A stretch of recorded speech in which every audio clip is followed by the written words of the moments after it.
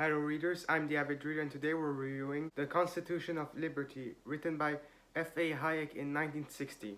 So this is one of the two famous books of Friedrich August von Hayek, so it's better to just call him F.A. Hayek for short. The other one is Road to Serfdom, and this book builds on some of the ideas in Road to Serfdom, such as you have to have general rules when you make laws, that they are based on universal principles, and liberty is very important. But this book makes a case for liberty and then analyzes it in relation to other things and how it is being destroyed by some things. It's in three parts. The first part is on the value of freedom, and he starts out by defining what liberty is, and for him it's the absence of coercion, and coercion for him is just justified when it's based on general rules, and also when it helps many times limit coercion of others. So you put criminals in prison, that's coercion against them, but that prevents coercion. So coercion to prevent coercion can be justified,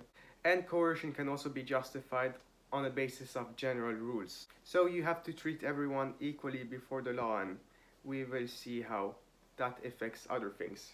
And he also discusses the two types of liberalism. So you've got the English type, which is a lot based on traditions, it's unsystematic and it's based on nature, it's evolving, you can associate common law with it a bit, and that's what they have in England or the United States, while in France or on the European continent, they have a liberalism based on rationalism, so it's much more left-wing, and it's based that you can rationalize everything, explain everything, and thus you can justify government and you cannot limit its power. So the English version of liberalism based on unsystematic assumptions. Basically, it assumes that if you do not control things, society will organize itself much better than if you try to control them. Hayek also explains that the only equality we can wish to achieve is equality before the law, so we cannot really achieve equality of opportunity or equality of outcome, because otherwise it will cause some other inequality. And with progress, it is true that you will have some inequality develop in development, but if you do not have inequality, then you will not have the tide that lifts all boats. So inequality is the price worth to pay for the advancement of knowledge and for the development of society. If you cannot tolerate inequality of outcome, then your society will probably regress. So that was the case in many communist countries, and in the practice you have other types of inequalities that develop and that are much worse. And he also explains that freedom can also be related to responsibility. So this explains why only adults can be free, and children or people who go to the asylum, they are not classified as free persons, so thus they cannot be treated as free, and they cannot be held responsible. So free people are held responsible for their actions. So that's an important principle of freedom. So for freedom to work, you need responsibility, which basically means accountability for your actions. So if you do something bad, such as fraud, you will be held accountable. And it is justified to legislate against fraud, since fraud is almost like coercion, because you got your way through dishonesty, and that's not okay. So it's fine to use coercion to prevent fraud, because fraud in practice is very similar to bad coercion. And he also explains the difference between merit and value. When people work, they get the income that society values at them. But merit is instead how a government agency considers someone. So a government salary would be based, for example, on merit, while a free market salary would be based on value. So what you produce to society, that's your value. The merit is some subjective thing determined by someone with their own opinion. You cannot talk about, oh, people had an unfair advantage. Well, if they still contributed to more value than someone who didn't have that advantage, then they are more valuable. So value is the key principle here instead of merit. Hayek discusses liberalism and democracy, and sometimes democracy undermines liberalism, but he believes that liberalism is needed for the long-term respect of democracy. So for example, with general rules and equality before the law, those are key tenets of liberalism. And if you constitutionalize them, you put them in a Bill of Rights, then you restrain the government, but it isn't restraining democracy, he argues, and he believes that if you don't have any civil liberties, democracy will destroy itself eventually, and we have seen this in the case of some countries. I mean, look at what happened to Spain, where they destroyed some rights, such as property rights. That led to a civil war. Or look at Nazi Germany. There it was democratic. It ended up electing the Nazis. Unlimited democracy isn't a good thing. A liberal democracy is much preferable, because otherwise the ending result will be a totalitarian democracy that would lead to a totalitarian system. He argues that democracy doesn't not necessarily bring up prosperity, but usually it's preferable to dictatorship. But you could justify the Pinochet dictatorship by saying that the democracy under Allende was destroying liberty. So you can indeed justify some dictatorships under such principles. And remember, this book is the basis of much policy under Margaret Thatcher. So she stated in 1975 that this is what we believe in. So you can justify some things in foreign policy through these principles. And he discusses that in a democracy, since most people are employees, then they will legislate to their advantage, and when one minority gets a right, then it's later brought to the majority. But that also encourages discrimination against the minority, including the self-employed or the rich. Leaders in different fields, people who participate in research that is unpopular, those who break norms, they help the development of society, and when you pass laws restraining them, then you're restraining development. Part 2 is freedom and the law. He explains here when coercion is justified, and as I said previously, it must be justified based on general rules, so it cannot be arbitrary. So you cannot make a law thinking of a specific person or a specific group, and that laws that apply to one group need to be agreed by the group itself and those outside that group. So usually general laws are the best. And you need to keep in mind with coercion, there is a free sphere where people can behave as they wish and carry out their own will. So that's why you have private property. There, that's your own castle, you make your own rules, the government is supposed to stay out of it. Generally, there are some exceptions to it, some limits, but you have your own sphere of privacy. That's why you have freedom of association or freedom of speech, for example. He explains the origins of the rule of law, and rule of law is deeply connected to liberalism. And the first time that modern liberty appeared was in 17th century England, and this was during the time of the Civil War there. And the origins earlier of this are related to the Roman Republic, of course, and of Athenian democracy, although some of these things did not last. And a lot of this liberty was spontaneous, it was not planned. That's a thing you must remember with this liberty. It develops over time, so you cannot say that deliberately a state has tried to increase freedom. That's a recent idea and it has evolved naturally. So that's why you have freedom starting in 17th century Britain, and where you have a different mentality in England than on continental Europe. He states that the American Constitution is a constitution of liberty, since it recognizes and it has legislated what previously under common law was thought not necessary to legislate, that you have natural rights, that the government cannot take them away from you. So it was codified in the American Constitution, this thing, and the Bill of Rights. And there's a historical discussion whether the codification of some liberties are necessary or not. I would say you can interpret that it is. And then he says that federalism is good also, and that these different codifications nationally were necessary to restrain some state governments, I think also. He then also talks about the decline of the French rule of law and the German rule of law, since the rule of law basically was, okay, if we make it a law, that's how it works, but you have no principles. If you do not base your society on principles, it will collapse. So liberty in Germany collapsed soon after it was established in the late 19th century, while the French Revolution was a complete failure. And the safeguards of liberty, or you have a separation of power, since they each try to undermine each other. They don't want the one to have power over the other. You have general rules that apply to everyone usually, so you will not have majority rule that discriminates against a minority. Then you have some fundamental liberties, so one group cannot restrict the speech of another. You cannot force someone to associate with another person, and people have their private spheres, a sphere outside of government control. So that's why socialism is anti-liberty in a sense, since they control everything. You're dependent on the government, how can you be free in a sense? And here's the thing, Hayek, you could say, is a moderate Austrian economist, because among Austrian economists, you've got anarcho-capitalists, and then you've got minarchists, or people who are in favor of some government, but there are limits within it, but it can be justified. And if you make it on a local level, it may be more justified, but you have to respect liberty, even though you have some government actions. So that's why taxation can be okay. But economic policy should not be allowed to infringe on certain rights. When you expropriate property, for example, you need to pay for it. The government should pay for it, because if they pay under market value, then they are stealing in a sense. So you can have an economic policy. There are some things that make sense, and Hayek acknowledges that the government has some rules, but they have to keep in mind that there are some things they're not allowed to do, and that these things have to be based on general rules, and that you do not really discriminate against one group or another. And part 3, and this is the part that really discusses economics in this book. Previous parts discussed economics a little bit, but this part especially talks about the economics and the welfare state and liberty.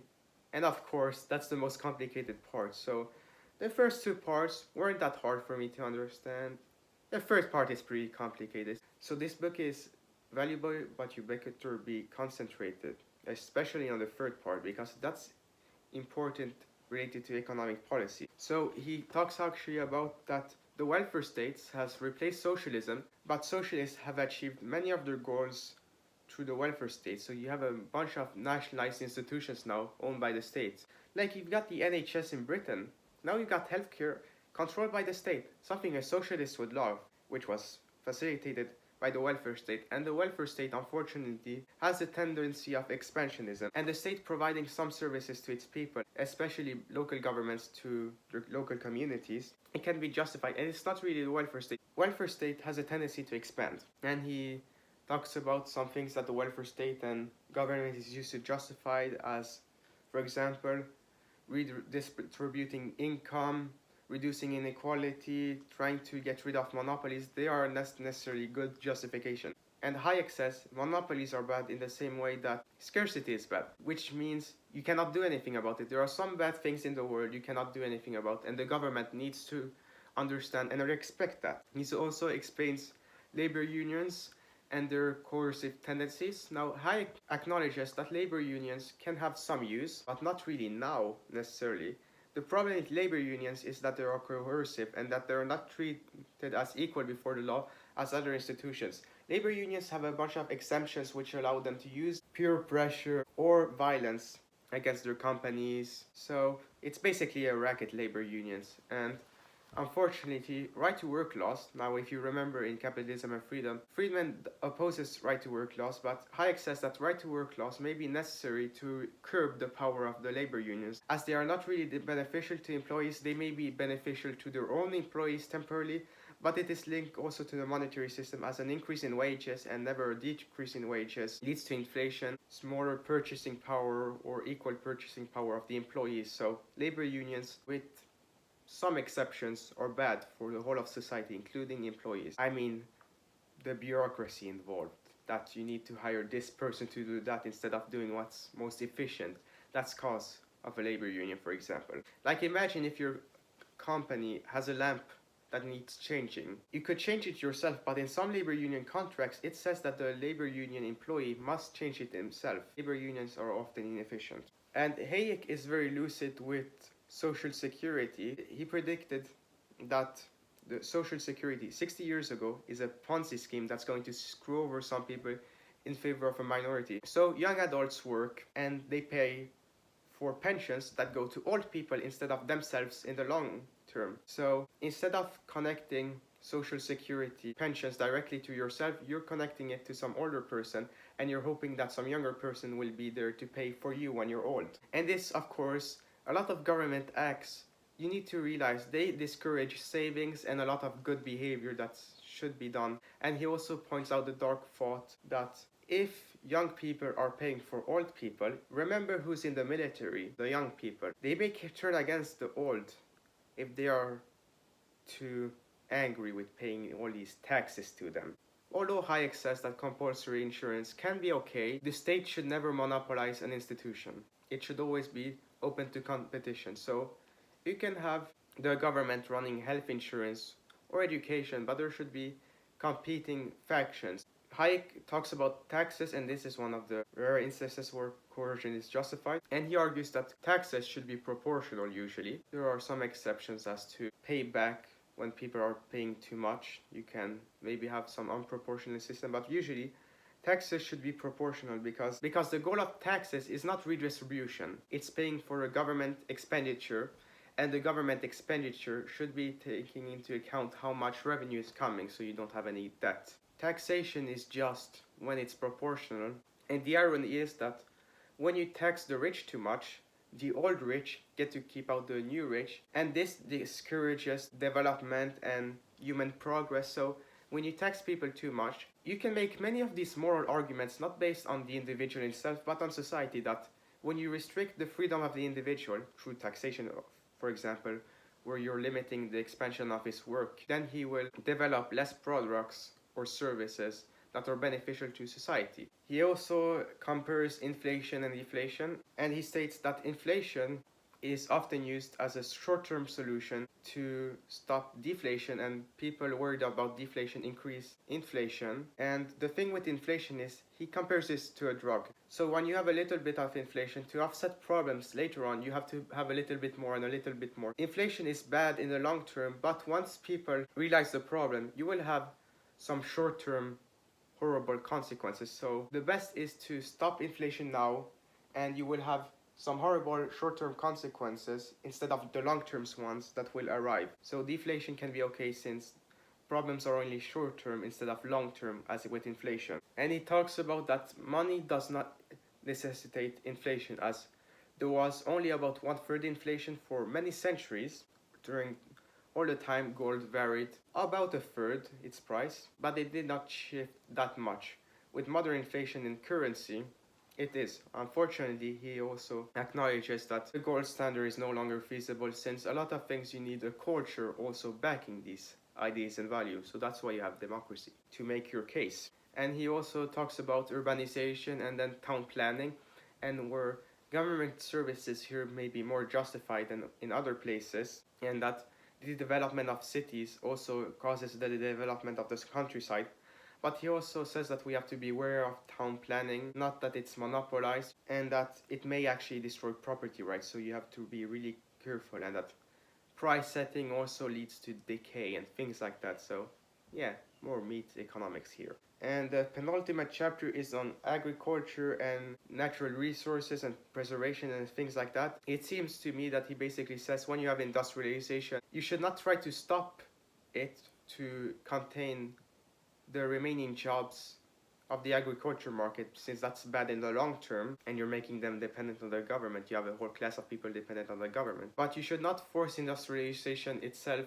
The government should not invest itself. It should be allowed to happen naturally, because otherwise you have a misallocation of resources. Here's the thing: when the government intervenes in the market, usually it causes a misallocation of resources, and it makes things more inefficient and worse for the society and the individual. The final chapter talks about education, and he says that education, there should be some limited education. Probably elementary school should be available to all students, and then if you want to have higher education, you have to disregard this merit-based thing and then base it on value, and you have to accept that it will increase inequality. So someone who is passionate about a subject, instead of having some inherent intelligence, may be more justified to receiving some stipendium, but this will of course create inequality. And that's all I have to say about the content of this book. There's a lot more that I could cover, but there's so much, and it's a complicated read. You will not remember everything, but he makes a lot of good points. So how would I rate The Constitution of Liberty by F.A. Hayek? I would give it a 10 out of 10.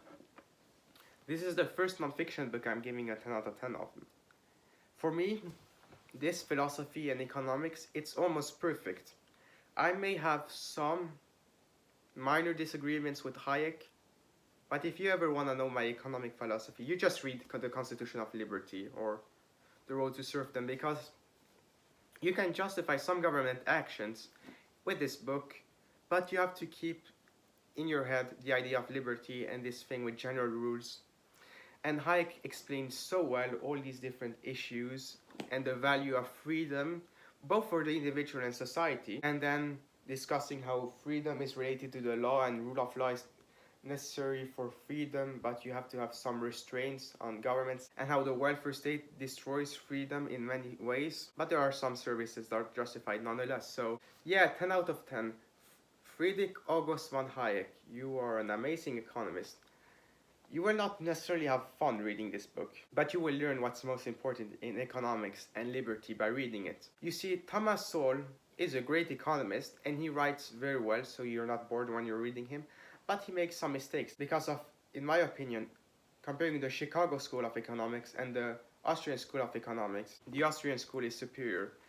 And in the Austrian school, the Hayekian sect, which believes in government and that there should be some services to a limited extent, so it's not completely minarchist, but a limited government, laissez-faire, you could say, capitalism, which is better than anarcho-capitalism. So this book, I would say, it would be the core of an ideal society.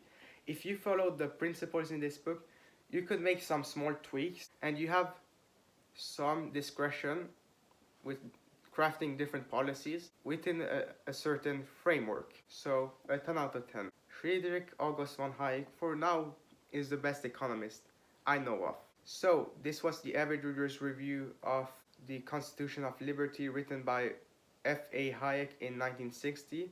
I hope you readers enjoyed this book review, and I will see you readers next time. If you want a good economics book to start out on, or learn about liberty, you ought to read this book.